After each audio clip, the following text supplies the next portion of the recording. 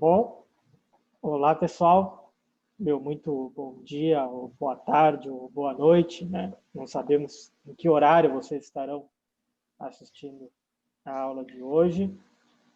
Então, como vocês já nos conhecem, eu sou o professor monitor, né? Estagiário Adriel Costa. Eu sou a Marcele, também estou aqui auxiliando o Adriel como estagiária, né? E a nossa aula de hoje, então, vai ser sobre evolução da urbanização. Aqui com vocês, né, na disciplina de Geografia Urbana do quarto semestre do Bacharelado em Geografia, aqui da UFPEL. Isso. Então, ficou encarregado para a gente conversar com vocês essa parte que é muito importante, que é a evolução da urbanização, como a Marcele disse. Nesta aula, né, pessoal, vocês vão, né, conseguir ter uma pequena, eu digo pequena porque é muita coisa, né, é muita característica, é muita história, é muito conteúdo para se ver, e lógico, numa aula aqui, nossa, não tem como ver tudo, né, mas a gente vai tentar dar as principais características, as principais mudanças que ocorreram nesse processo de evolução da urbanização, né? Então, é um conteúdo que é fundamental, muito importante, né? Até mesmo para quem vai pesquisar, né, assuntos sobre geografia urbana, é muito importante ter a compreensão desta evolução, né? Ainda mais vocês que serão profissionais do bacharelado, é muito importante, né, no suporte técnico, ter o conhecimento histórico daquele solo, daquela ocupação. Então, vai ajudar bastante, acredito eu, esta aula de hoje. A gente vai ter essa divisão aí, pensando as cidades, desde o seu período, né, da humanidade, conhecido como a gente conhece, o período, né, neolítico, paleolítico, mesolítico. Faz tempo que a gente vê isso lá no colégio, né, e pensa que não vai ver mais, mas chega uma geografia urbana e nos traz de novo esse período da história.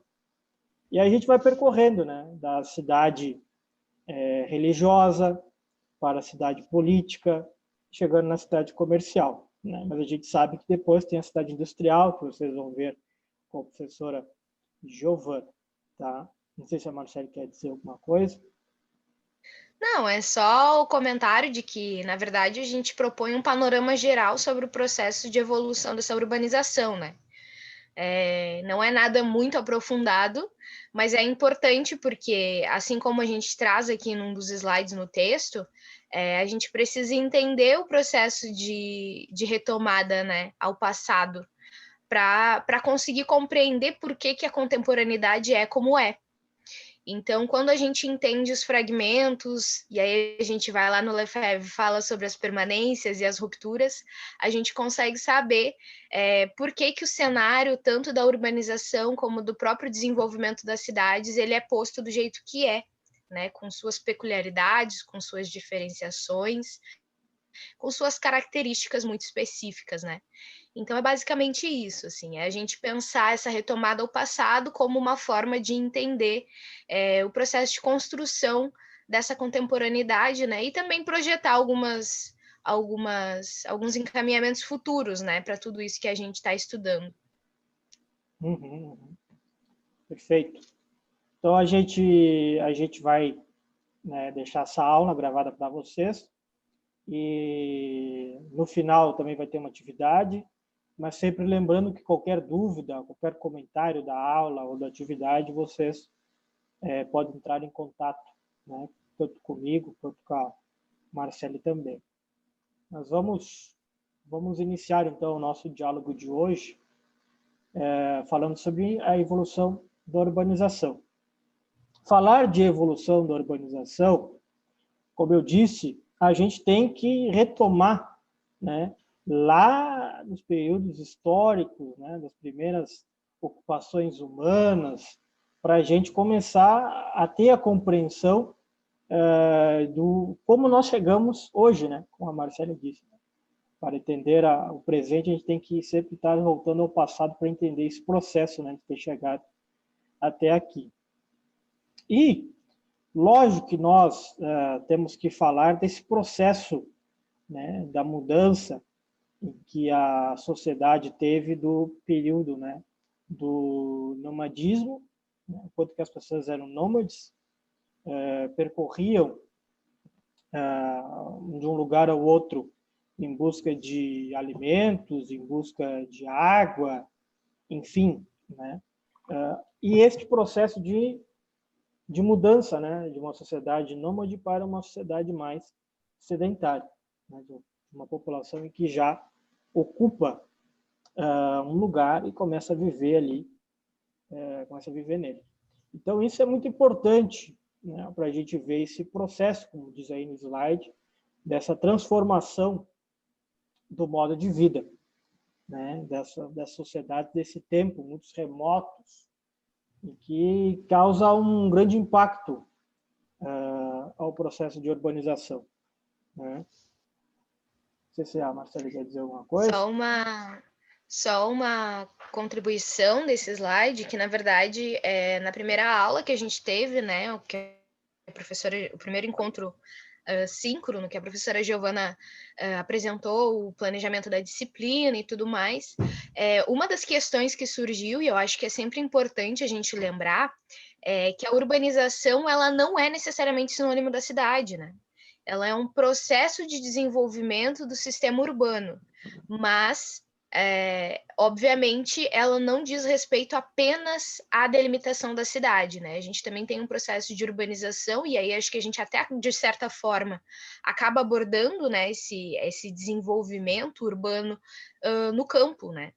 Então, apesar de os autores trazerem essa separação entre cidade e campo, cidade rural, urbano e rural, a gente pensa esse processo de urbanização enquanto algo que afeta, algo que impacta diretamente tanto no espaço da cidade quanto no espaço do campo, né, o espaço rural.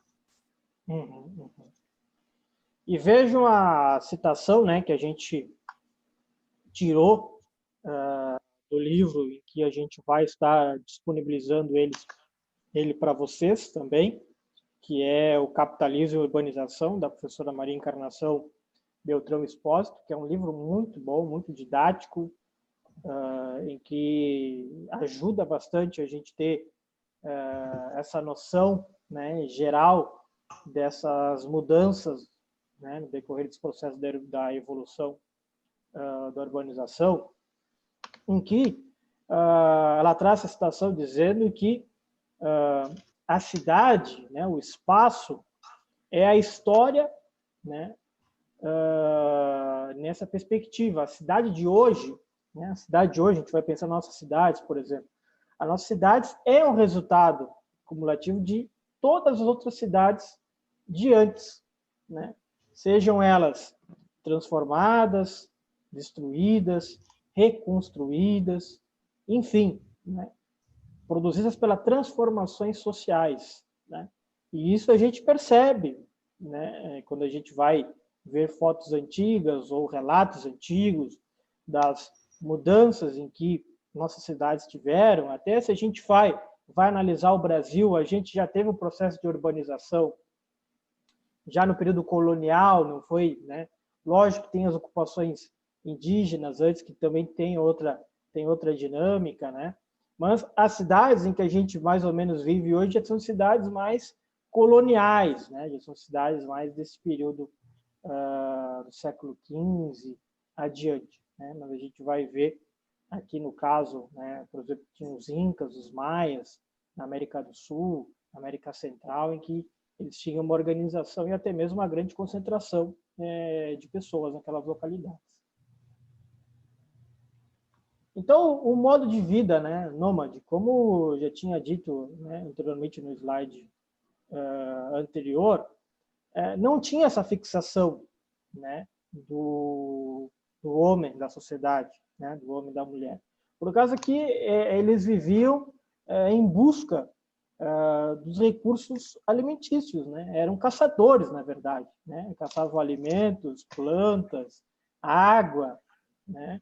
Então era um comportamento ainda muito, muito, muito primitivo, né? Muito primitivo. E a reprodução da vida era muito restrita, né? apesar de ter o ideário coletivo, andavam em grupos, mas a dinâmica social entre eles era muito primitiva, era muito de coleta, de caça, né? Então não se tinha uma organização social no meio deste grupo, né? E o que é interessante, não sei se é mais adiante, mas já falo um pouco, em que é muito interessante que a gente pensa, tá, eram nômades, eram caçadores, andavam em coleta de alimentos, mas qual era o sentido, né? Tinha alguma ligação dessas pessoas com o espaço, né, em que elas percorriam? No livro vai aparecer, que é muito interessante, que se dá para falar em que as cavernas, no primeiro momento, foram este lugar, né, de alguma forma que se tinha uma certa relação mais próxima, podemos dizer que até uma relação um pouco de lugar, né, porque era ali que eles se protegiam, era ali que também acontecia a reprodução deles, né?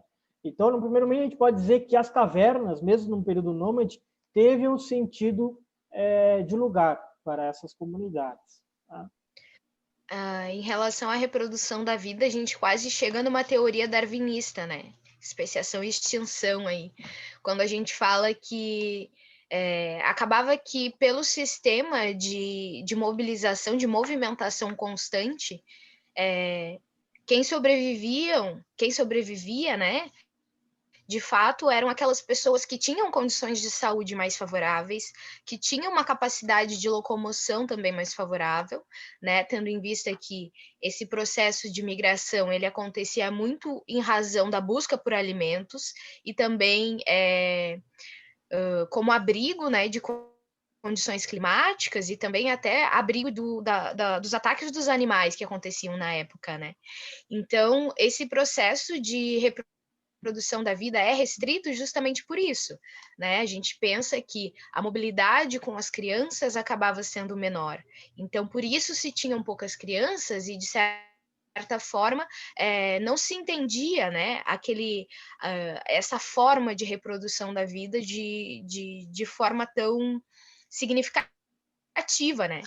Justamente por essa ausência de locais para habitação segura, acabava que em muitos momentos a caverna, por exemplo, que o Adriel já falou, ela é vista enquanto um local de reprodução. Só que com o processo de migração constante, essas pessoas também estavam cansadas, né? Então, a questão sexual e várias outras questões, elas acabam ficando em segundo plano, fazendo com que a estrutura dessas comunidades que migravam juntas em conjunto, né, elas sejam muito específicas, né, enfim, e essa organização social do trabalho que a gente traz aqui no final desse slide, ela é muito importante, principalmente lá na frente, quando a gente vai falar sobre a diferenciação entre aldeia e cidade, né? Então, quando a gente percebe essa forma de migração e de organização comunitária, né? E aí a gente fala que, apesar de ser comunitária, ainda era muito individualizante, né? Era uma questão muito individual, né? Era a sobrevivência. As pessoas, elas tinham uma ideia de coletividade, mas antes disso elas precisavam sobreviver, né? E aí, quando a gente fala desse processo de organização social do trabalho, a gente fala que nessas comunidades não se tinha uma divisão de atividades, uma divisão de tarefas, né? Era muito basicamente migrar para um lugar onde tivesse mantimentos, onde se tivesse subsistência, né, condições de subsistência, mas isso não era diretamente uma divisão, ninguém ficava responsável por algo. Era uma ideia de coletividade que baseava-se na sobrevivência, né? Uhum. E o período, né, paleolítico, em que a gente pode relacionar, né, começa a mudança para o sedentarismo, né, de eles ficarem mais, né, fixarem o seu lugar. Mas o que é interessante também, que tem bem no início, né, desse período nômade que a autora traz, que é que antes mesmo das cidades dos vivos, a gente teve as cidades dos mortos, né? Por causa que já nesse período, quando algum do grupo morria, eles até faziam, vamos dizer, como se fosse um enterro, né, para nós hoje, né? Um E eles ritual. remarcavam ali, tinha um ritual, né? Um ritual da passagem da vida para a morte, né? Ou era ali colocado em cavernas, ou até mesmo era uma cova, né? Assinada com pedras. Então, a gente começa a ver que os mortos começam a ter um lugar fixo, vamos dizer assim. Vamos lá, então ela coloca que antes mesmo da cidade dos vivos teve as cidades dos mortos, né? E essa função da caverna que a gente tinha colocado, que aparece aqui no slide agora, o que muito ajudou, né, deles buscarem esse lugar, né, de fixação, como a Marcele disse, né, como até mesmo um lugar de segurança, por causa que este movimento que eles andavam de um lugar para o outro era muito perigoso, né, até mesmo para os animais, né, tinha muitos animais predatórios também que poderiam causar riscos, né, a vida deles. Então eles notavam que ali a caverna era um local seguro, era um local bom para viver. Eles não ficavam porque, vamos dizer assim, se esgotava rapidamente os alimentos, os recursos que estavam ali na volta daquela caverna, né? Então a caverna teve um papel muito importante neste período para que essa sociedade possa começar a pensar realmente em parar em algum lugar, né? Então, eu vejo o quanto que é importante a caverna nesse processo. Ela passa a ter um simbolismo muito grande, né? Quando a gente pensa que existiam lugares que eram especificamente depósitos de pessoas que já haviam morrido, a gente começa a entender o simbolismo que a caverna e esses locais especificamente eles passam a ter, porque isso acontecia, né, como uma forma de memória até. Hoje a gente pode identificar como uma forma de memória, de se resgatar a existência de um determinado ser humano, né? Quando a gente passa hoje por um cemitério e a gente sabe que teve algum ente querido que, enfim, por algum motivo tá lá, né? Quando a gente passa por esse lugar, a gente sempre tem uma determinada lembrança ou esse lugar nos remete ao nosso ente querido ou conhecido, enfim. E o sistema da caverna, desse armazenamento de corpos, nesse resguardo, ele também tem esse simbolismo, né? E até como uma forma de proteção, porque se os corpos de pessoas mortas, eles não poderiam ficar a céu aberto, né? Isso também atraía animais, isso também atraía outro fluxo de pessoas que poderia não ser tão positivo para uma comunidade que estava ao redor de uma determinada região que tinha uma condição de subsistência favorável, né? Então, todo esse processo de armazenamento dos corpos, ele tem o significado, o simbolismo da vida, né? E também da morte dessa pessoa, mas também serve como uma forma de segurança para essas comunidades que continuam seu processo de migração, né, o seu processo de fluxos na superfície, né? Então, a cidade dos mortos, ela acaba tendo esse significado tão importante por causa disso, porque além de demonstrar que as comunidades, a importância daquelas pessoas, ela também garante a segurança, né? Uhum. Então, esse período paleolítico tem essas características, vejo, né? O período nômade, né? Buscavam toda hora certos lugares para manter, né? Ter esses recursos nutritivos, né? Alimentos, água, proteção. A caverna passa a ser vamos dizer, um embrião, né? Um simbolismo de nascimento dessa sociedade, buscar algum lugar fixo, e a cidade dos mortos, a cidade dos vivos. Então, são pontos que a gente trouxe agora para vocês, que são característicos, né, fortes nesse período paleolítico. Aí, a gente vai para o período mesolítico, né, que tem, qual é a principal característica? Começa-se, né, a sociedade começa a ficar sedentária. né? Teu microfone está desligado. Está desligado o microfone? Deu, voltou agora. Voltou? Sim. Tá. Então, como eu estava dizendo,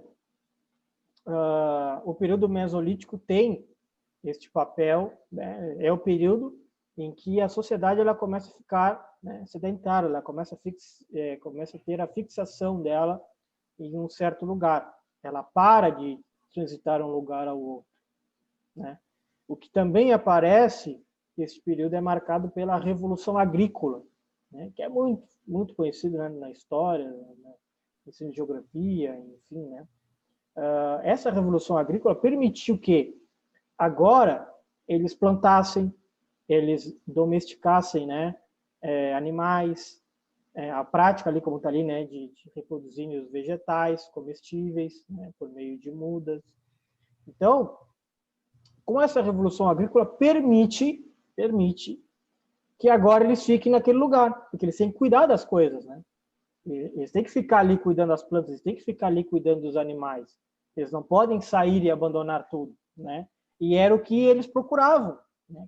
Como eu disse, né? Como a gente está falando, na caverna eles já tinham essa vontade, só que eles não tinham ainda as ferramentas, não se tinha ainda o conhecimento, né, de realizar isso. Mas no momento quando foi realizado, o período nômade ele praticamente acaba, né? Não digo que acaba, mas ele fica muito restrito, ainda muito exclusivo para poucas pessoas. A grande parcela já começa a ficar no único ponto, né?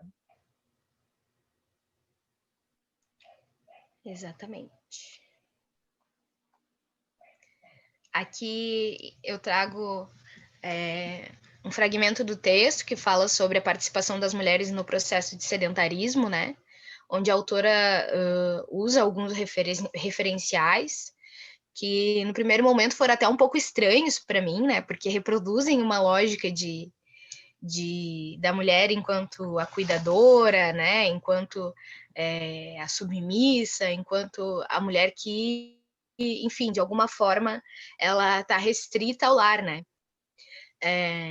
E tem alguns autores já que até contradizem essa teoria, dizendo que as mulheres também serviram de base muito importante para as lutas, né, de seus companheiros e para até propriamente para o processo da caça, né, de pequenos animais, principalmente.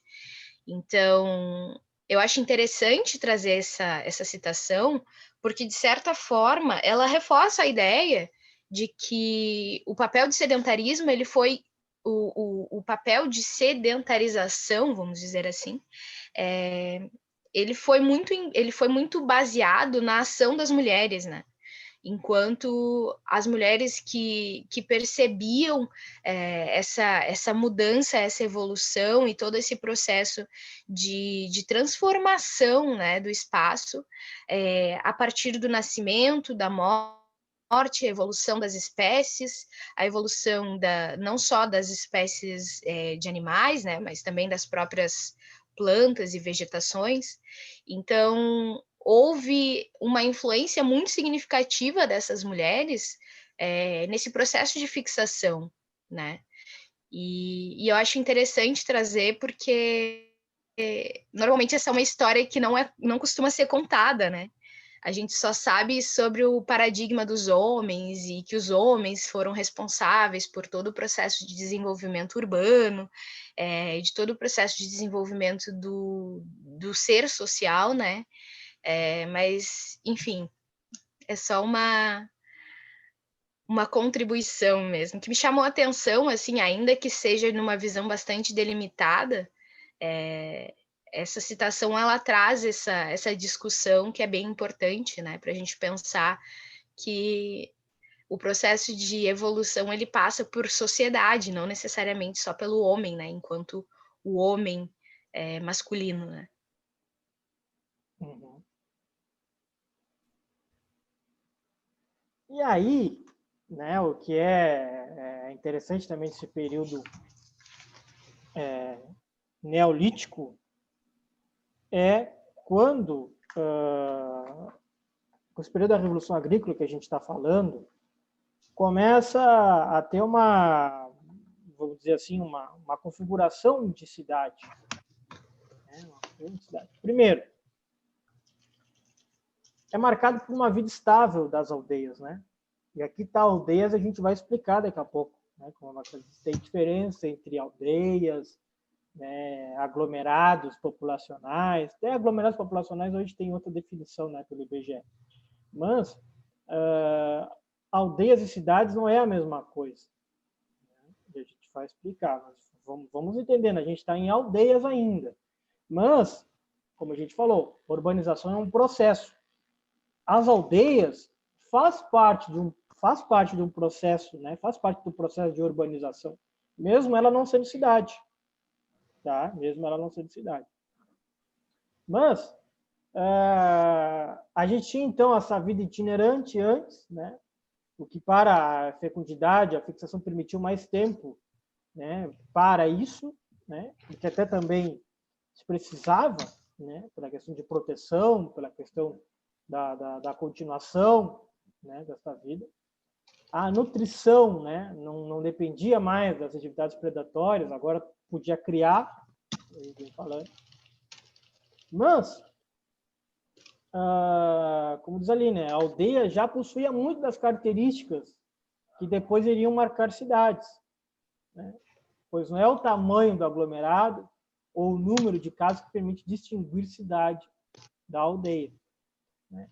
Porque já se tinha já um grande número, né, de pessoas, um grande número de casas nessas aldeias. Mas ainda não podia se dizer cidade, né? Pelo um fatorzinho que a autora traz, né?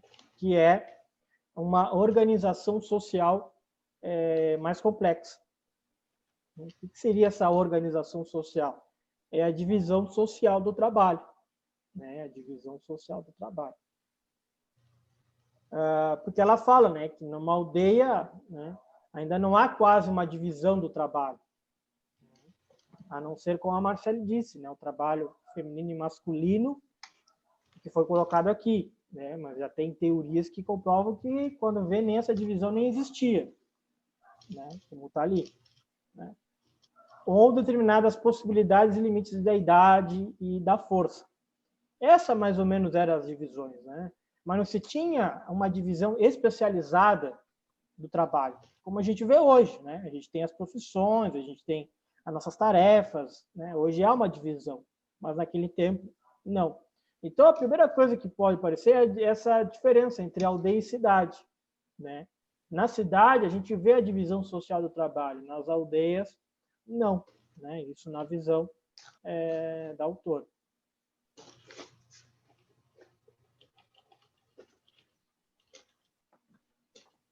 Aí, né, ela traz o Paul Singer, né, que em algum momento vocês vão ler ele, né, então depois para falar sobre a economia política da urbanização, né, do uso do solo.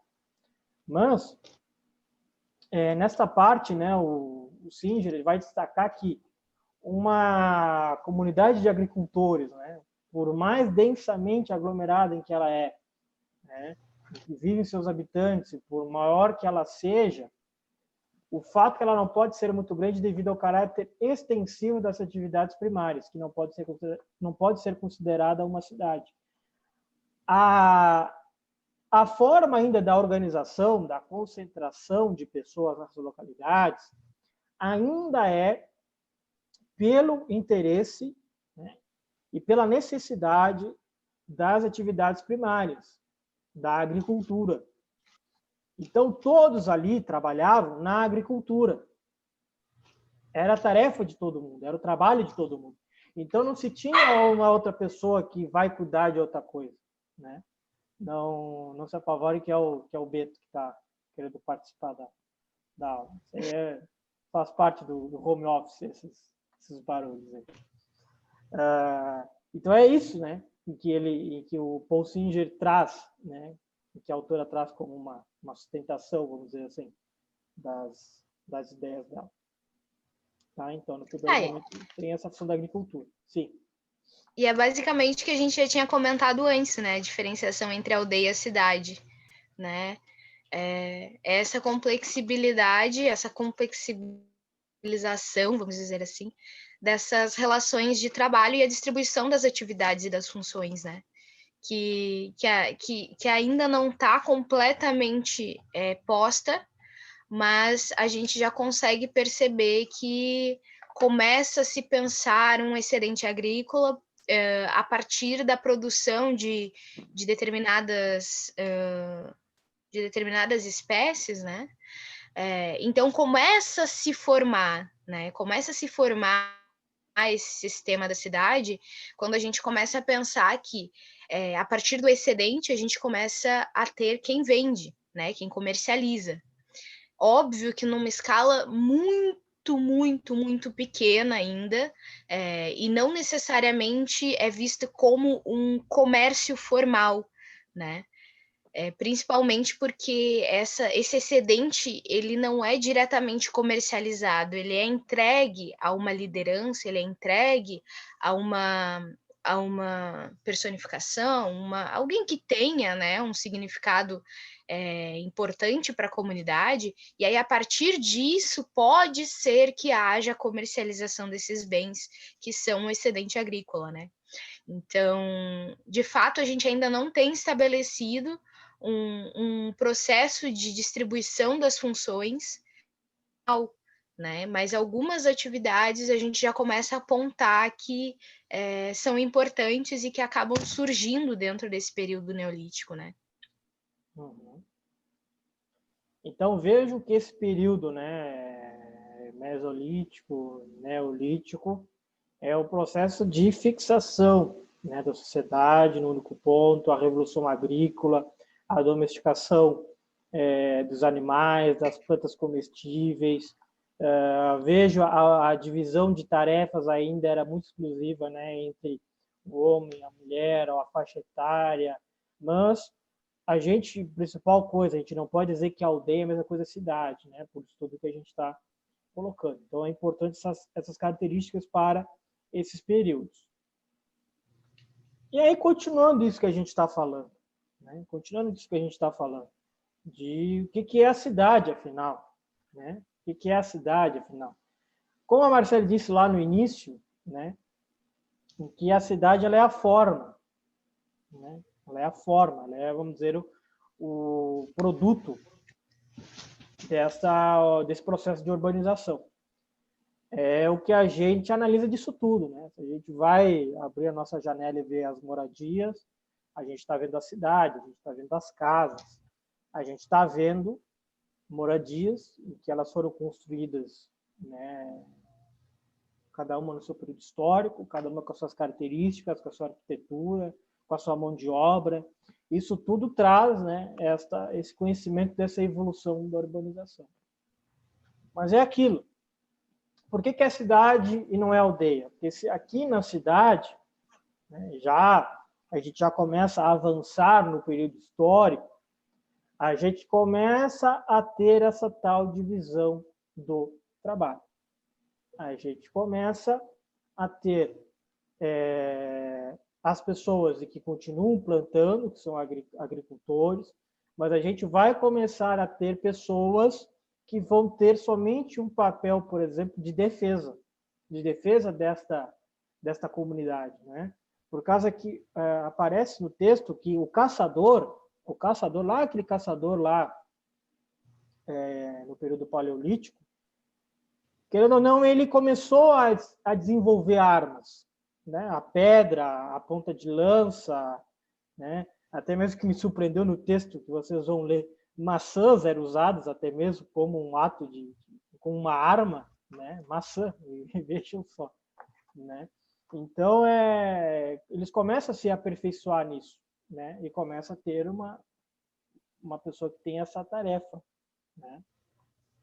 É interessante quando a gente começa a pensar essa formação da cidade, porque é onde a gente começa a pensar uma formação de classes, né? Então, é bem significativo que eu não sei se é o Singer, eu acho que traz essa citação, não tenho certeza. Mas o autor que traz essa citação, ele diz que precisa ter um sistema de opressão de uma classe sobre outra, né? Senão não é considerado cidade. Quando todas as pessoas têm funções, têm as mesmas funções, desempenham o mesmo papel e têm as mesmas importâncias, aí não é considerado cidade. Então, isso serve para a gente compreender por que o sistema de cidade atual, em vários aspectos, ele não nos é mais suficiente, né? Porque a base de estruturação dessa cidade, ela é a partir de um sistema opressivo de classe sobre classe, né? Normalmente a burguesia ou a liderança religiosa ou o caçador ou alguma personalidade importante de uma comunidade que é responsável por gerir as ações e o comportamento social dos demais, né?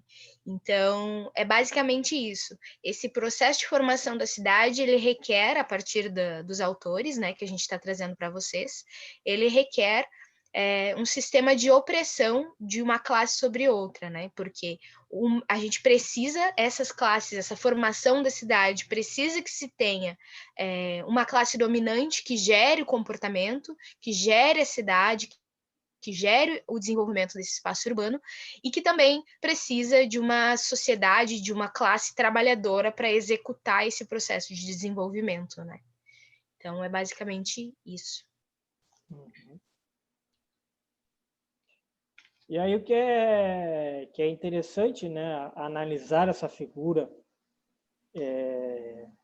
do caçador, né, que a gente está falando. O quanto que ele deu uma guinada, esse cara se transformou, né? Porque ele era importante no período paleolítico, aí começa o período, né, de as pessoas fixarem, né, o sedentarismo, e aí se pensa, essa profissão saiu de moda, né? Caçador, para que caçador agora? Não serve para mais nada, que agora tudo é planta, para que caçar? Profissão que já se esgotou, né? Se fosse naquele tempo, né, o filho vai fazer o Enem, que profissão tu vai querer? Vou querer ser caçador. Eu falei, não tem mais mercado de trabalho, meu filho, acabou. Olha aí quantos estão desempregados hoje em dia, não precisa, não tem mais. Vai buscar outra coisa, vai virar agricultor que está na moda, dando emprego. Tá? Mas veja que esse cara ele conseguiu se transformar. E é o quê? Como a gente disse, como ele se aperfeiçoou tanto nas armas e na tática de defesa, o que começa a analisar? Esse cara ele começa a vender o seu trabalho, a sua mão de obra. Né? E como é que ele vende? Ele vende, o que ele pede em troca? Ele pede em troca os alimentos, né? Oferendas, tributos. Né? E aí, do nada, esse cara vira um chefe político. Ele vira a principal autoridade, né, da aldeia. Sim.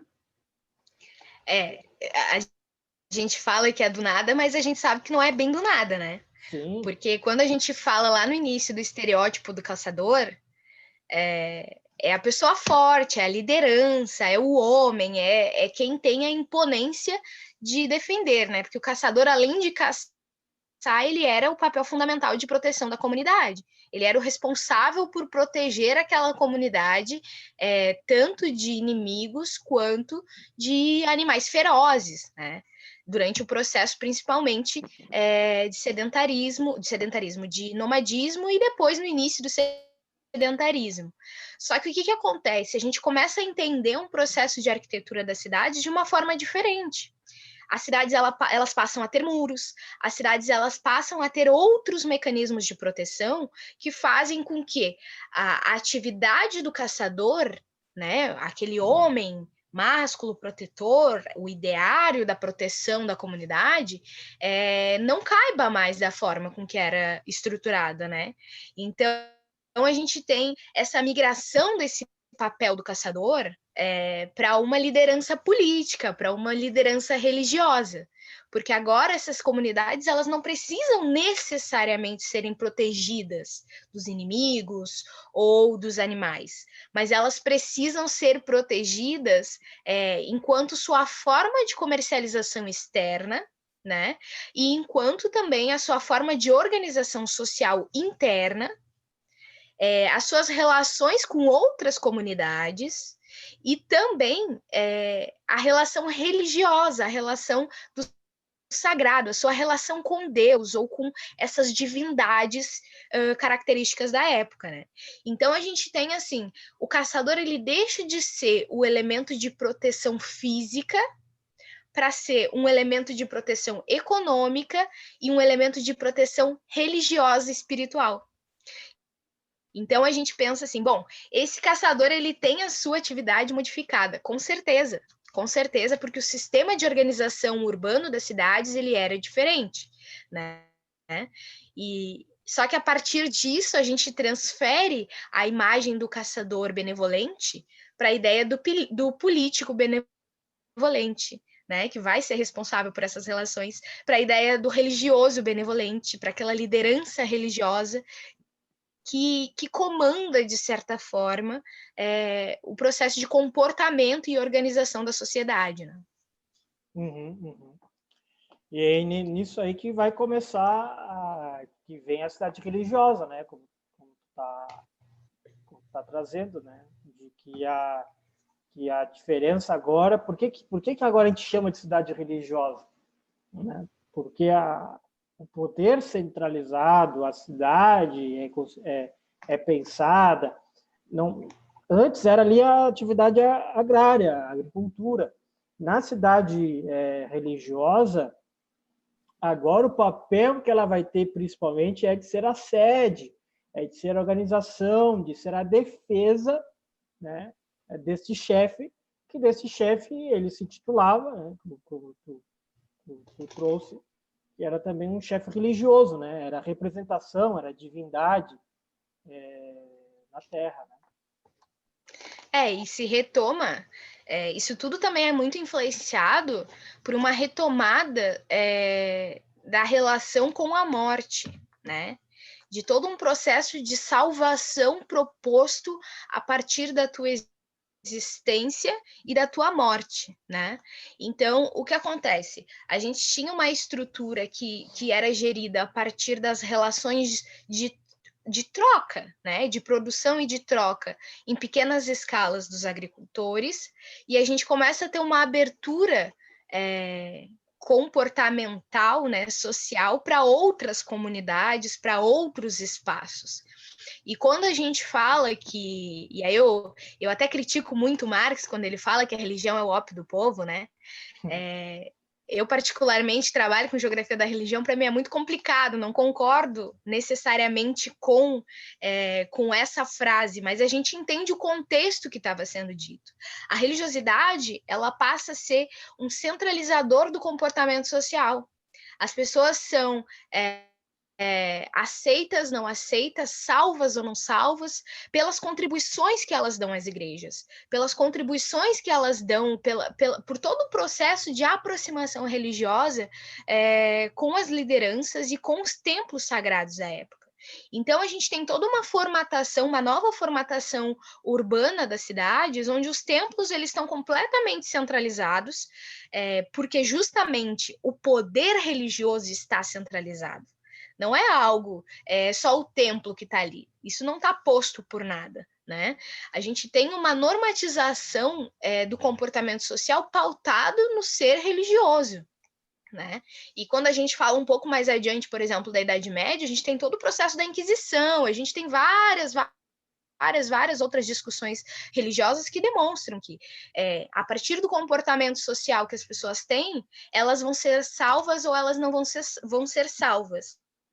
Elas estão melhores ou piores em vida, né? Elas serão aceitas ou não serão aceitas. Então, quando a gente fala dessa cidade religiosa, a gente linka direto com os tributos. Né? E aí tá ali no título. Todo aquele agrado, aquela oferenda, aquele dar algo, né? Que é o excedente que vinha acontecendo, o excedente agrícola, o excedente da produção como um todo, e aí uma produção simplista, bem nada, vamos dizer, sistematizada, né? E aí a gente começa a pensar que esses tributos, eles se tornam, né? Esse dar, esse presentear, ele se torna uma obrigação. E e essa obrigação ser tributo, ela reflete, obviamente, em toda o estigma, em toda a visão que a sociedade, que aquela comunidade que as pessoas estão inseridas vai ter sobre essas pessoas. Qual o olhar que essas pessoas... Como que essas pessoas vão ser vistas, né? A partir do momento em que elas pagam os tributos, né, esse excedente agrícola, que elas transferem essa oferenda para a liderança religiosa, né, que é a centralidade da cidade, essas pessoas serão salvas, né? Essas pessoas, elas têm o lugar no céu garantido, né? E aí eu trago a relação, né? A professora Zeni Rosendahl, ela trabalha com geografia da religião, professora lá da UERJ, que traz o conceito de hierópolis e cidades santuários, né? Esse conceito ele é utilizado na atualidade. O que são essas hierópolis? O que são essas cidades santuários? Elas são cidades onde a principal atividade gira em torno do ser e da produção religiosa, né? Seja durante o ano inteiro ou períodos sazonais, né? Como a cidade de Aparecida, por exemplo, que tem todo o processo de procissão, de romarias e tudo mais. Então, assim, a gente entende essa cidade religiosa no passado, né, e a centralização desse poder da religiosidade, para a gente entender que ainda hoje, século XXI, 2020, estamos falando agora, a gente tem uma centralização religiosa, muitas vezes, da produção urbana das cidades, né? E isso também diz respeito ao processo de influência dessa urbanização que acontece em muitas cidades, principalmente no Rio Grande do Sul, né? Quando a gente pensa ali a prefeitura que fica do lado da igreja ou que fica próxima à igreja, com a praça, enfim, isso tudo diz respeito a uma influência que a gente ainda carrega hoje, né? E que é histórica sobre essas cidades religiosas que a gente fala lá há muito tempo atrás, né? Então, quando a gente fala dessas hierópolis e dessas cidades santuários, a gente está falando de resquícios contemporâneos, de permanências e, obviamente, também de rupturas, né? Porque houveram modificações, mas que estão diretamente ligadas a essas cidades religiosas e esses tributos que a autora traz no texto, né? Uhum. E aí a gente tem, né? Vocês estão vendo algumas imagens aqui, né? De cidades na antiguidade, tá? O que é muito importante é que esta elite vivia no centro, né? Principalmente essa elite, a gente fala o chefe político, o chefe religioso, por dois motivos, né? Ele vivia na elite. Primeiro, como ele vivia no centro, ele conseguia, por meio do seu controle militar, controlar as pessoas, né? E segundo motivo é que se tivesse um ataque, o ataque dificilmente chegaria ao chefe político, né? Como estava bem no interior da cidade, tinha muros, ainda pessoas para protegerem este chefe de estado, né? Então a gente vê muito em filmes, às vezes, filmes antigos, de invasão, o quanto que se demora para chegar no chefe político, né? É devido a isso, porque a arquitetura em que foi desenvolvida foi pensando nesses dois fatores.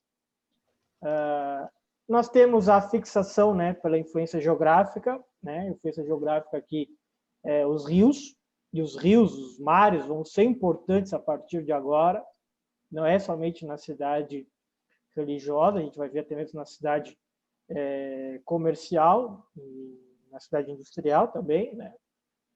Em que a gente tem a Mesopotâmia, né? A região da Mesopotâmia, que tem os rios Tigres e Eufrates com uma força enorme, né? Esses rios até hoje motivo de guerras entre países, né? Hoje entre Turquia, Síria e Irã, mas naquela época essa região é conhecida como uma crescente fértil, né? Que a gente estuda lá em história. Então, por que próximo dos rios, né? Porque como vocês estão vendo a imagem aqui, esta imagem aqui, né, para vocês, em que são construídos canais, né, para levar água, mas também de ser um modo de transporte de mercadorias, de escoamento de mercadorias. né? Como o Nilo para o Egito, né? Então, tem essa forte influência geográfica, né? No primeiro momento. Isso. E é importante também pensar que esse processo que acontecia lá no início do sedentarismo, de fixação em regiões onde tivesse um solo fértil, um solo propício à plantação, à criação de animais, né? Isso ainda se reproduz também nessa ideia de fixação geográfica, né?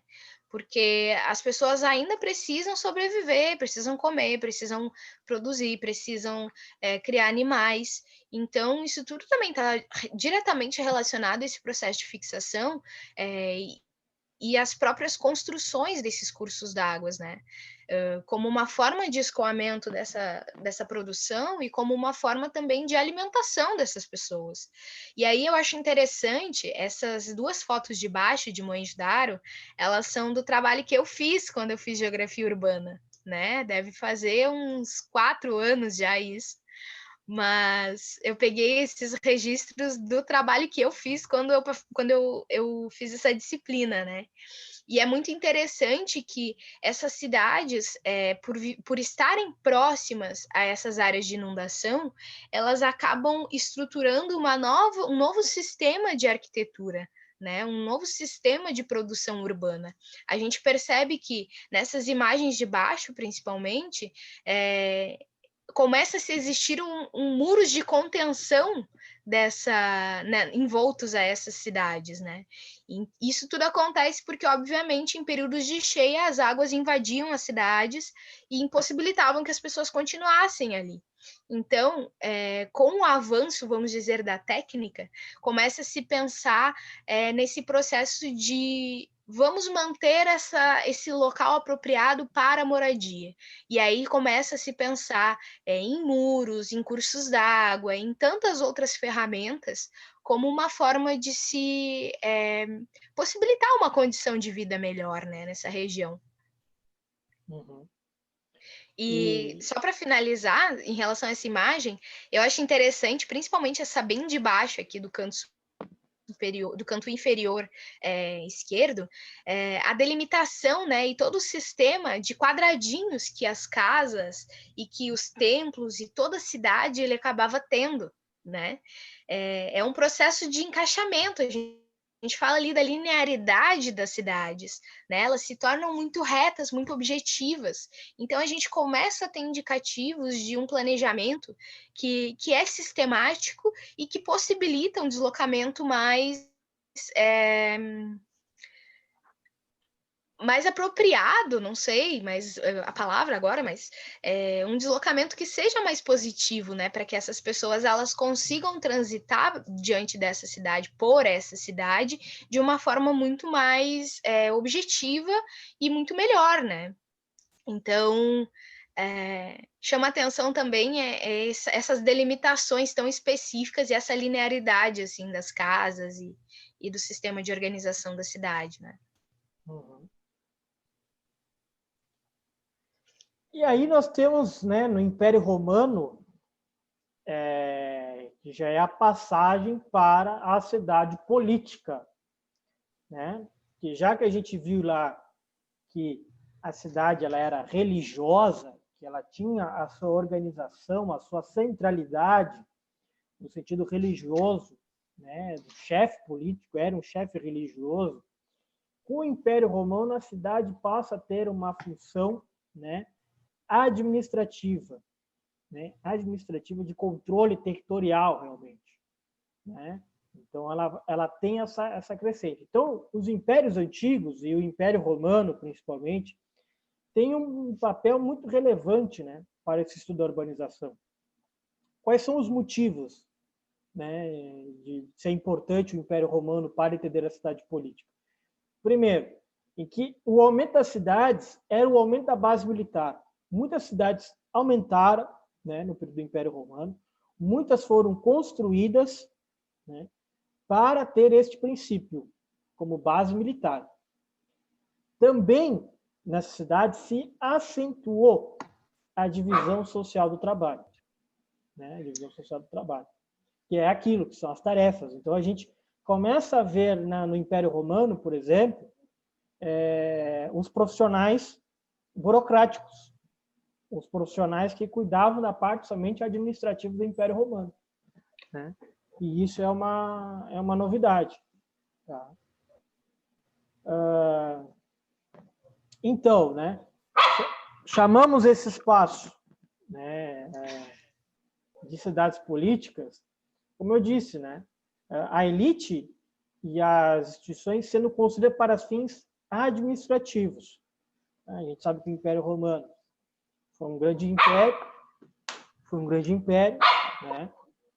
Não quer parar, chamar atenção. Tá querendo participar da aula hoje. Tá. Né? Então foi um império que teve uma importância histórica enorme, né, de organização, ocupou uma grande área do território da Europa, né, bem próxima do Mediterrâneo, até propriamente ali a Ásia e também algumas partes da África. Então, se tinha toda uma organização, né, de controle administrativa, enfim, né, já era um pouco mais tendo essas organizações sociais que tanto apareceu, né, nos slides anteriores. Uma coisa que é interessante... Não, eu só ia fazer um comentário que a gente percebe também um novo comportamento social a partir do processo de higienização, né, das pessoas, das casas, da cidade como um todo, né? A construção de alguns mecanismos, né, como dutos de água, cursos e a própria coleta de lixo em algumas regiões, né, que possibilitava uma condição de subsistência um pouco melhor, tendo em vista que o processo de população, de povoamento dessas cidades, né, e não o processo, mas a intensidade dessas populações, a quantidade dessas populações já era bem significativo, né? E fazia com que existissem regiões de grandes aglomerados de pessoas. Então, começa a se pensar esse sistema de organização higiênico da saúde, né, da própria, enfim, das cidades como uma forma de se manter também uma qualidade de vida melhor, né? Que essas pessoas também pudessem ter condições de comercializar, de produzir e de viver de uma forma mais positiva, assim. Uhum. E muito dessa característica, né, da estruturação urbana de Roma, por exemplo, vem muito da base das cidades gregas, né? Porque a gente já vê em Roma a construção, né, de templos, de fóruns, de capitólios, né? Além de como mercados, os circos, né? A política do pão e circo, né, no período romano, né? Então, o que é o Coliseu, né? Um ponto turístico até hoje. Então, a cidade de Roma não é somente que a gente viu ali a cidade religiosa, né? Que era o local lá do templo, lá do chefe de Estado, né? Uma elite central, e a gente tinha ali em volta pequenos comerciantes, um padeiro, enfim, né? E o resto era moradia, era agricultores. Já na cidade de Roma, a gente começa a ver novos prédios, né? Como, por exemplo, até coisa de lazer, né? O Coliseu, por exemplo, da vida, é uma prática de lazer, uma prática de discursos, né? A gente já começa a ver uma formatação de cidade um pouco parecida com o qual é hoje, né? E é interessante também em relação a esse Império Romano e a toda essa reformulação da urbanização e das cidades, que ele passa a ser um elemento de se pensar a cidade a partir de domínios territoriais que permitam a expansão da cidade central, né, onde há, vamos dizer, onde está alocada essa gestão, esse poder, né, responsável pela cidade, e ao mesmo tempo a gente tem que pensar que a gente começa a ter uma delimitação territorial que não necessariamente vai estar posta pelos muros que antigamente eram construídos, né? Mas que já vai começar a ser construída a partir de uma noção de isso é administrado, essa região é administrada por tal império, essa região é administrada por tal império e assim sucessivamente, né? Então a gente começa a ter uma delimitação territorial e ao mesmo tempo a necessidade de cobrança de impostos ou de taxas ou tarifas, enfim, como vocês preferirem chamar, mas a gente tem essa necessidade, por quê? Porque os conflitos territoriais, eles também estão postos, né? E quem é que representa o império nesses conflitos? É o exército. Mas como é que a gente mantém esse exército? A gente precisa de verba para manter esse exército. Então a gente começa a ter um processo de cobrança, né, dessa estadia, dessa proteção e desse gerenciamento da cidade, né, os chamados impostos, e aí esses impostos são direcionados a se manter um poderio bélico, um poderio, enfim, armamentista, como vocês preferirem chamar, né? Então a gente tem toda uma reformulação do ser social que é pautado em eu pertenço a tal comunidade e eu pago a tal comunidade e eu honro tal comunidade, né? Então tem toda uma reformulação social da cidade a partir dessa expansão territorial do império, né? Uhum, uhum. E antes da gente passar para o próximo slide, né, que a gente vai retratar que há um retrocesso, né? A gente está falando todo esse processo de evolução da urbanização e a gente vai, né, se desenvolvendo. Há um grande desenvolvimento, há uma grande melhoria. A gente vai ver que daqui agora, na Idade Média, por exemplo, é um período de retrocessos, né, para a evolução das cidades. Mas antes de a gente passar para esse slide, vamos entender, né, a importância de, até o momento que a gente falou, né, de tudo, lá do primeiro slide até agora. Né, a gente está aqui praticamente 1 hora aqui com vocês, a gente estava pensando 40 minutos, mas acontece, né? Acontece. Mas, né, qual é o primeiro ponto, né? A especialização do trabalho. Especialização do trabalho e, consequentemente, a divisão social, né, e territorial desse trabalho. A gente viu isso, teve o desenvolvimento. As cidades enquanto espaço de dominação política, né, o lugar da elite, das instituições sociais, né, a garantia de passagem desse excedente alimentar. Outro, né, o aumento crescente da capacidade de produção e distribuição alimentares. O 4, a escrita, né, que a gente não falou até agora, mas a escrita começa a ter um grande papel nesse desenvolvimento.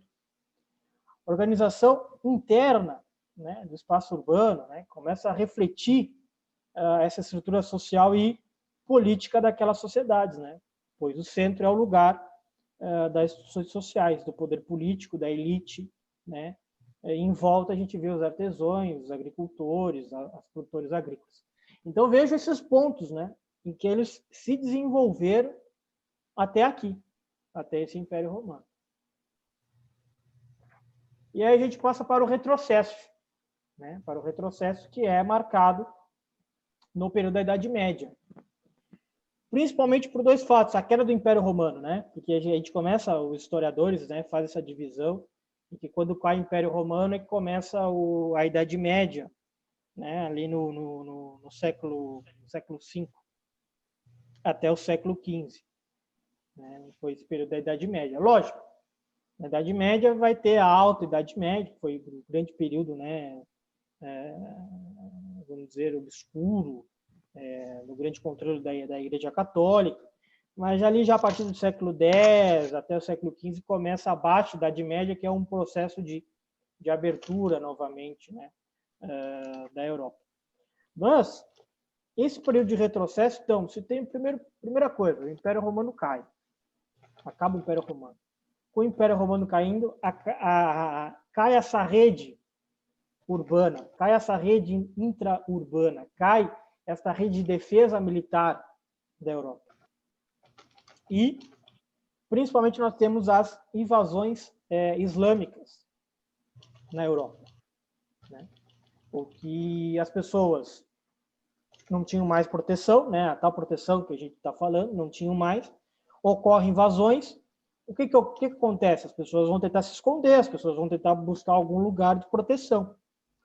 E aí a gente sabe que esse lugar de proteção que é dado para essas pessoas é um processo feudal, né? O feudalismo que a gente conhece, né? E que voltamos novamente para aldeias, voltando novamente para muros, né? Pessoas ali dentro, ali, só produzindo a base agrícola, enfim, foi um retrocesso total, né? Porque a gente estava com uma rede muito conectada, muito importante, e volta tudo novamente à estaca zero, vamos dizer assim, né? Então, né, a planta, né, a gente tem o que? É o castelo, a catedral, totalmente murado, né, as casas dos agricultores, as terras em que era produzido, né? Lá, de vez em quando, vinha algum comerciante de fora trazer. Por que não tinha tantos comerciantes? Porque toda a rota, né, marítima no Mediterrâneo foi bloqueada pelos árabes, foi controlada por eles, então o Mediterrâneo não era mais o controle, por exemplo, do Império Romano, dos europeus, né? Então, isso tudo volta novamente a uma base agrícola. Quem tenta voltar novamente com essas atividades, né, comerciais vão ser considerados burgos, né? Que é a burguesia, que a gente vai ver depois a burguesia vira uma elite, né, industrial no capitalismo, mas até o momento não era. Quem era elite eram os feudos, né, os latifundiários, em que tinham a terra. A Igreja Católica tem um forte papel também, né, pelo contato social, né, da função daquilo. Se você nasce pobre é porque Deus quis assim, e quem sabe na próxima vida você volte. Você é assim, quem nasceu é porque Deus escolheu. Deus escolheu você ser pobre, Deus escolheu você ser rico, né? Então era esse o contrato, e a igreja tinha o papel de ser, vamos dizer, o Estado, né? De ser o mediador entre o feudo e o servo, né? Porque ela fiscalizava para ver se as condições em que os servos viviam para os feudos era ótima, né? Mas a gente sabe para quem a igreja acabava puxando mais a brasa, né? Sim, obviamente, até porque a igreja ela era composta muito pela burguesia, né? A igreja ela estava mancomunada, vamos dizer, com a burguesia. Então, Tinha muitas terras a também, né? igreja. Oi? Tinha muitas terras também, e muita gente trabalhava para a igreja Sim, católica, né? sim, a igreja ela era um instrumento de se manter as estruturas sociais, né? E aí a gente tem todo um processo de salvação ou de exaltação da condição de nascimento das pessoas, né? Quem não tinha muitas condições continuaria não tendo muitas condições. O ideal, o ideário era que cada classe mantivesse a sua reprodução de acordo com as gerações anteriores. Quem era da elite, quem era burguesia, se mantinha a burguesia. Quem era feudal, quem era dos feudos, se mantinha naquela estrutura. Quem era trabalhador, né, o camponês, se mantinha naquela estrutura. Então, o objetivo de vida era justamente reproduzir todas essas estruturas sociais, geração após geração. E aí igreja, com a normatização, ela acabava sendo um instrumento fundamental para que se mantivesse essas estruturas, né? Como uma forma de mediação dos conflitos, como uma forma de silenciamento de todos aqueles que tentavam contestar essa organização social, né? Então, é interessante que a cidade religiosa ela não é necessariamente mais a cidade o sistema de organização da cidade não é necessariamente religioso, mas ele está fortemente influenciado pelo viés religioso, né? Uhum, uhum. E para, né, fechar essa parte, né, das cidades, né, medievais, de entender que nessas cidades, até mesmo a sua estrutura, algumas cidades ainda têm elas, né? Que eram cidades que tinham muralhas, eram planos regulares, cujas vias principais, né, apontadas para o núcleo central, e nesse núcleo central se encontravam as praças abertas, né, para os mercados eventuais, né, porque os burgos ainda tentavam realizar esse comércio, né, as construções religiosas e públicas, tá? Era alcançada por caminhos estreitos e tortuosos, tá? Então, essa era a característica, vamos dizer, espaciais das cidades médias. Já no século XV, a gente tem o renascimento urbano, né? O renascimento das cidades, em que é o período renascentista, né? Volta novamente, acaba a Idade Média e começamos a novamente, né, este renascimento, né, do continente europeu. As invasões árabes não ocorrem mais e começa-se a se pensar agora cidades novamente. Isso por um forte papel da burguesia, tá? Porque a burguesia começa a desempenhar um papel importante. Para o comércio, né, se antes tudo era os feudos, era tudo fragmentado, tinha cidades, estados, né? Para os burgos era muito complicado essas negociações. Por quê? Primeiro, eles não tinham segurança, né? Porque como eram cidades-estados, cada uma por si só, então esse processo, né, de eles tentarem levar mercadoria para uma cidade-estado e outra era muito perigoso. Era muito perigoso. Então eles contavam bastante com a ajuda, né, de pessoas nesse meio do caminho para dar essa proteção a eles. E outra coisa, né, se precisava para a burguesia, já entendia naquele momento, que era preciso se tornar uniforme, principalmente a moeda, o modo de troca comercial, né? Porque ele chegava na cidade-estado, é outra moeda, é outro tipo de troca comercial. Ele vai para outra cidade-estado, é outro tipo. Isso prejudicava o comércio dele. Então ele começa a perceber, por que não é tudo igual? Ajudaria as trocas comerciais, né? Isso tudo, né? Porque começa uma guerra entre os feudos, né? Entre cidades e estados. Para tentar que não ocorra uma grande guerra na Europa, pensa o seguinte: por que a gente não pega então esses feudos? Eles continuam com o seu poder, continuam com as suas propriedades, mas eles elegem uma pessoa além deles para administrar todo esse território delimitado, unir novamente as cidades e estados e tornar um estado-território.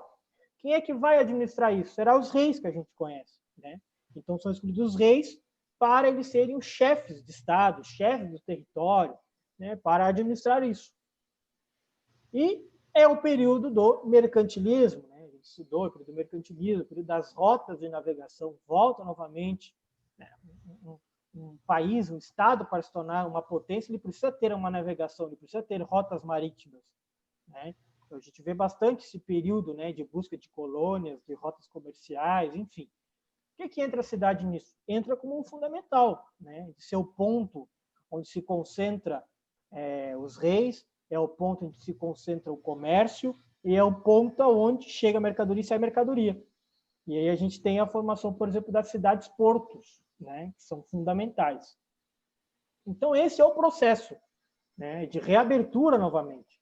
E aí aqui tem uma frase até para vocês que diz que o ar da cidade é o ar da liberdade, porque era o discurso na época, né? Porque as outras pessoas viviam presas lá nos muros, na cidade feudal. Então, eles diziam, vem para a cidade que é o ar da liberdade, aqui tu não é preso, aqui tu é livre, né? Livre assim, tá? Então, entre aspas.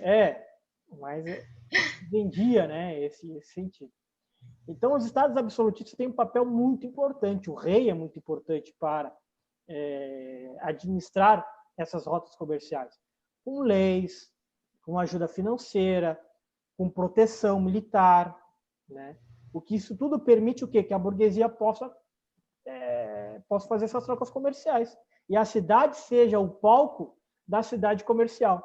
A cidade passa a ser um palco da cidade comercial. É o palco onde chega a mercadoria, onde ela é vendida, onde ela é trocada, onde movimenta o dinheiro, onde chegam os tributos.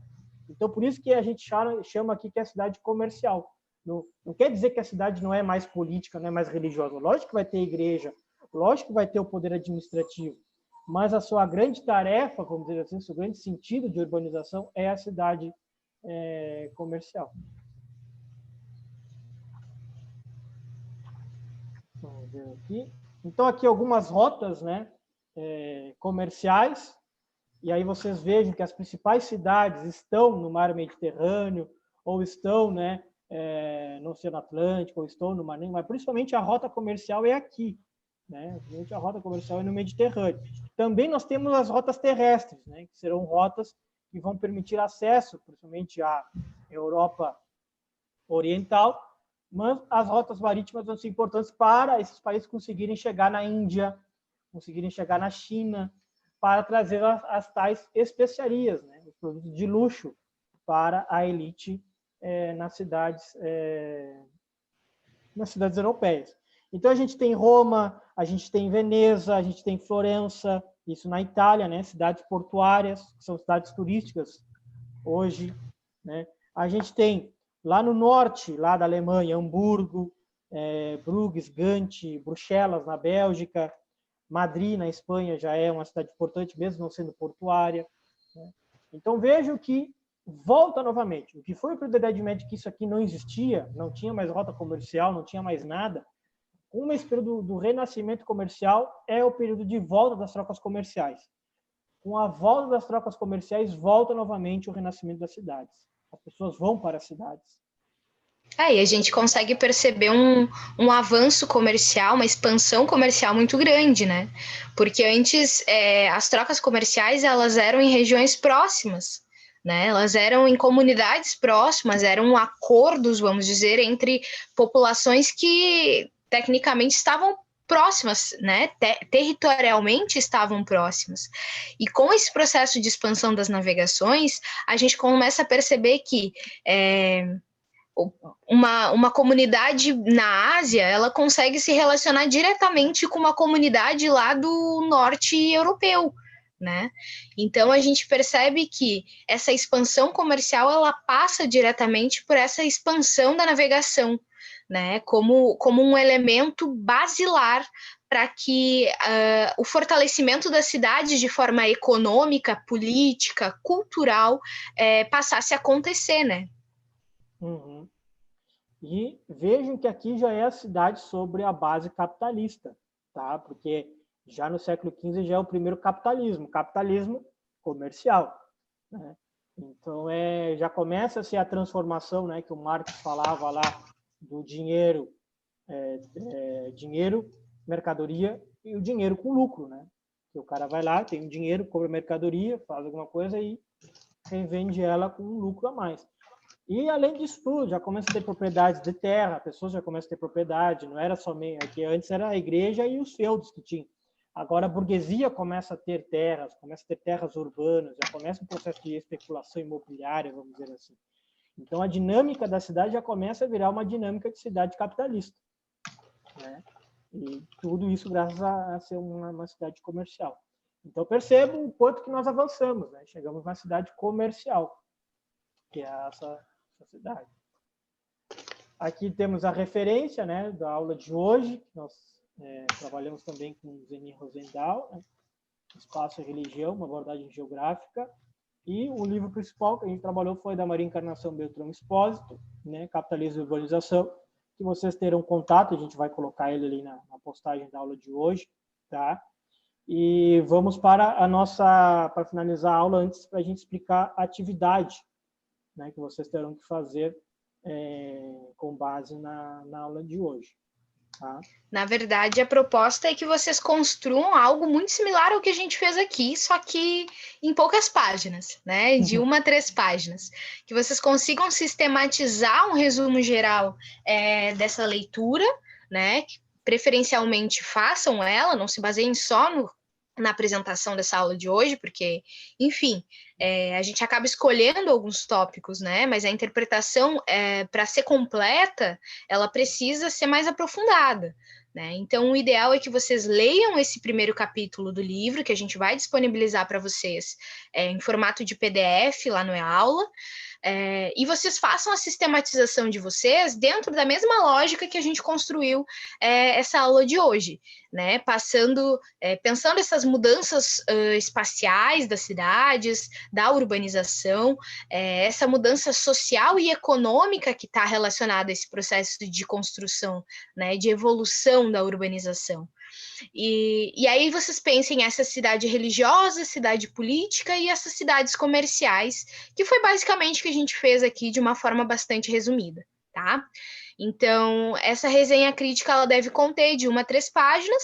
É importante que ela tenha título, o corpo do texto bem delimitado, e as referências, obviamente. O ideal é que vocês consigam linkar com outras referências, que vocês consigam linkar com situações do cotidiano de vocês também, né? Para que não seja algo completamente descolado da realidade. A gente trouxe aí alguns apontamentos, né, de como essas permanências e rupturas desse sistema de formação das cidades, e nem só da cidade, mas da urbanização como um todo, ele ainda está presente no dia de hoje, né? A gente vive fragmentos, a gente vive influências diretas desse processo de urbanização. Então, é importante que vocês façam esse link também, tá? Em relação à estrutura, né, as fontes que vocês devem usar estão descritas aqui, a Times ou a Arial 12, com espaçamento 1,5. A data limite de entrega, então, vai ser para o dia 4 de novembro, tá? Via aula. Vocês vão ter lá disponível para fazer o envio da atividade até o dia 4 de novembro. Não deixem para o final, né? Esse é um livro bem tranquilo de ler, uma leitura super rápida, simples, traz bastante informação, mas não é uma leitura extremamente complexa, mas é um livro extenso, né? Então, por favor, não deixem para o final, não deixem para a última hora, porque pode ser cansativo e vocês podem não conseguir teorizar, complexizar, refletir o suficiente sobre a leitura, né? Mas eu acho que é basicamente isso. Não sei se o Adriel quer fazer algum comentário. Não, para mim tá tranquilo essa parte aí. Quanto à estrutura, a gente vai disponibilizar o PDF. Se vocês tiverem o livro físico, é o primeiro capítulo, tá? Vai até aproximadamente a página 30. No PDF, a gente tem alguns problemas de formatação das páginas, mas tem ali direitinho, entre uma página e outra, numeração escrita entre colchetes, né? Mas se atentem, então, a esse primeiro capítulo, que pode, acho que chega até a página 30 certinho no PDF, mas de toda forma, se tiver algum problema ali de formatação, é até o final desse primeiro capítulo, tá? Antes de entrar no... Como é que é o nome do segundo, que eu não lembro? Urbanização sobre capitalismo. Até a urbanização sobre o capitalismo.